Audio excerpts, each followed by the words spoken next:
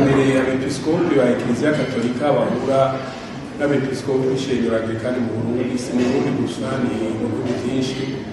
Turamaze kuza turahura mu manama yo kurwanya ikizaro nyanganda sida, mu manama yo kubaka amahoro mu gihugu.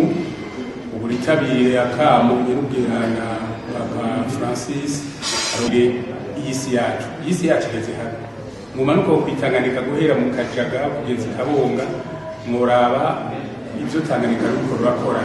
Amazi menshi muri izi nzuzi guhera ku Rusizi ukamanuka kugeza ku ruzi rwo kumushara muri Nyanzarake, ziriko zirihinda zijya mu Tanganyika ruti naje ndunzuye ndabuza honje.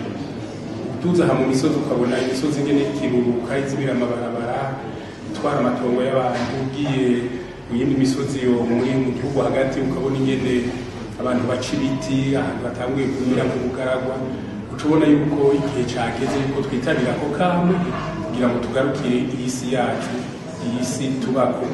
Twamara kuyivako abana bacu, abuzukuru bacu bazodushimire bati abavyeyi bacu barabungabunze isi bayisigaranye ari nziza.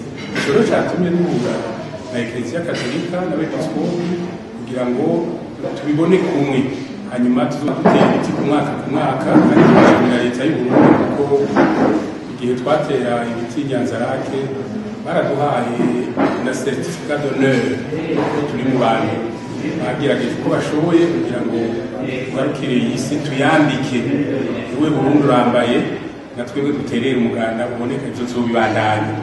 Tuvuye muri inama rero twiyemeje yuko tuzoshishikara mu migwi itandukanye, duhereye mu mazu dukorana, mu banyeshure, mu makominote de base bajyamo hasi, tubigishe akamaro k'iy'isi, akamaro k'amatungo, akamaro ko gutera ibiti, guca imikobeko kugira ngo aho baba habe hatunganye, twame mu marira. Iy'isi yatanguye kugira kandi amusozi yayo turayabona. None rero tugiye gushiramo ingufu cyane kugira ngo ibidukikije bikingirwe.